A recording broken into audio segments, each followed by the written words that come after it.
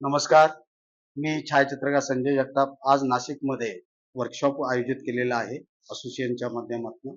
आणि खास आपले पाहुणे जे छायाचित्रकार पुण्याचे प्रसिद्ध देवदत्त स्कूलचे संचालक हे आज नाशिकला आलेले आहेत.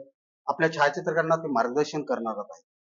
मी सर थोडीशी विनंती अशी करतो की आज आपलं जे वर्कशॉप आहे तिथे आपल्याला लिमिटेड काही छायाचित्रकारांनी इथे सहभाग घेतला, परंतु जे छायाचित्रकार इथे येऊ शकले नाही तो एक विषय त्यांच्यापर्यंत आपल्याला संदेश पोहोचवायचा आहे. प्लस आज जी फोटोग्राफी आपण बघतोय कित्येक वर्षापासून फोटोग्राफी चालत आली आहे. ब्लॅक व्हाईट जमाना होता, नंतर फिल्म आली, मग डिजिटल आलं, आज मिररलेस पर्यंत पोहोचले. पण बरेचशा व्यावसायिक छायाचित्रकारांना असं वाटतं की आपण तो कॅमेरा घेतोय, जी इन्व्हेस्टमेंट केली ती फक्त व्यवसायासाठीच आहे की त्यातनं अजून आपण काही करू शकतो.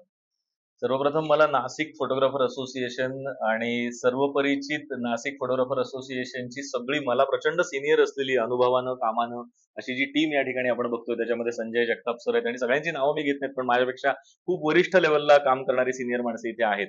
त्या सगळ्यांना पहिली गोष्ट मी मनपूर्वक धन्यवाद देतो, कारण त्याचं कारण असं आहे की प्रेमानं त्यांनी मला नाशिकमध्ये बोलवलं आणि ठरल्याप्रमाणे आज 26 तारीखला मी इथे आलोय.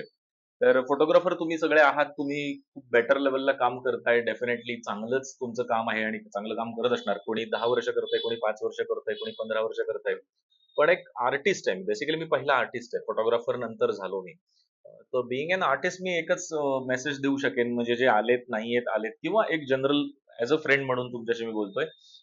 कुणाला काही शिकवण्या एवढा निश्चित मी मोठा नाहीये. पुन्हा एकदा ह्याच वाक्याचा मी पुनरुच्चार करतो जो मी मागच्या प्रिव्हियस व्हिडिओमध्ये केला होता. कारण तुम्ही ऑलरेडी सगळे ज्ञान असलेली फोटोग्राफर आहात, पण एक गोष्ट सांगेन की कॅमेरा, त्याची टेक्नॉलॉजी, कॅमेराच्या किमती आणि कॅमेरा कोणाकडे काय आहे, कोणाकडे काय नाहीये, माझ्याकडे काय आहे, माझ्याकडे काय नाहीये, ह्याच्यामध्ये प्लीज अडकून पडू नका. कारण आज शेकडो लेन्सेस मार्केटमध्ये आहेत. त्याच्यानंतर शेकडो कॅमेरा बॉडीज डिफरंट लेवलला मार्केटमध्ये येत राहिलेले आहेत. बॉडीज मधल्या डेव्हलपमेंट्स होत राहणार आहेत, फास्ट होत राहणार आहेत. माझं सगळ्यांना असं एक म्हणणं आहे की खरंच असा विचार आपण करतोय जेव्हा की मला नवीन काहीतरी घ्यायचंय, तेव्हा हा विचार केलाय का की मला त्या पद्धतीनं पैसे मिळणार आहेत. मला जर त्या पद्धतीनं पैसे मिळणार असतील तर डेफिनेटली घ्या, टेक्नॉलॉजी बरोबर चाललंच पाहिजे. पण ती टेक्नॉलॉजी कुठे कमी पडते तिथे फोटोग्राफर सुरू होतो. कारण फोटोग्राफरचा ब्रेन हा सगळ्यात महत्वाचा असतो. आई वडिलांकडून आलेले जीन्स, त्याच्यावरती झालेले कलेचे संस्कार, ॲस्थेटिक सेन्स, हा सगळा महत्वाचा विषय आहे. कारण आज जर 3-4 वर्षाच्या मुलाच्या हातात जर मी कॅमेरा दिला आणि जर त्याला फ्यू टेक्निकल थिंग्स जर मी शिकवल्या, तर तो जो फोटो तो काढणार आहे तोच फोटो आपणही काढणार आहे. मग त्याच्यात आणि माझ्यात काय फरक आहे? तर आज मी असेल किंवा संजय जगताप सर आहेत, ही 30-32 वर्ष काम करणारी मंडळी आहे ती सगळी. तर यांच्यात आणि माझ्यात काय फरक आहे? तर यांच्यात आणि माझ्यात एकच फरक मला दिसतो, तो असा आहे, म्हणजे त्या मुलामध्ये आणि आमच्यामध्ये जर फरक असेल तर आमच्यामध्ये विचारांचं व्यासपीठ आहे. ही जी फोटोग्राफर मंडळी आहे त्यांच्यामध्ये विचारांचं व्यासपीठ आहे आणि विचारांचं व्यासपीठ आज हरवत चाललेलं आहे. या व्यासपीठावरती बसायलाच कोणी तयार नाहीये. Everyone is behind the camera and new bodies. I think this is not good thing. In future technology किती जरी वाढली तरी असं कधी होणार नाहीये की एखाद्या फंक्शनला, एखाद्या पोर्टफोलिओला कॅमेरा स्वतः चालत गेलाय आणि तो फोटोग्राफी करून आलेला आहे. तर एआय जरी किती आलं तरी एडिटिंग मध्ये डेफिनेटली बदल होतील, पण फोटोग्राफरला कधीही मरण नाहीये. फोटोग्राफर हा कायमस्वरूपी जगावरती राज्य करत राहील. त्यामुळे मला असं वाटतं की एवढंच मला मांडायचं होतं की फोटोग्राफी हा क्षेत्र कायमस्वरूपी जगावरती आणि लोकांच्या मनावरती खूप खूप राज्य करेल.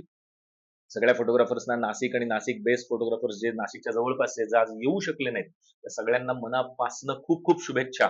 आणि एवढंच सांगेन, डेफिनेटली आज या सगळ्यांमुळे संजय जगताप सर खूप मोठं नाव आहे नाशिकमध्ये. या सगळ्यांमुळे माझं आज मला जो काही योग आला, त्यामुळे सगळ्यांना मनपूर्वक धन्यवाद.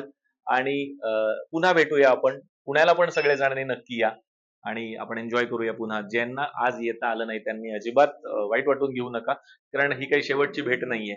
आपण पुन्हा पुन्हा येत राहू, भेटत राहू. तुम्ही पण पुण्यात सगळेजण या. आणि पुन्हा एकदा आयोजकांच्या साठी मी पुन्हा एकदा खूप खूप त्या सगळ्यांना आभार व्यक्त करतो आणि थांबतो. धन्यवाद.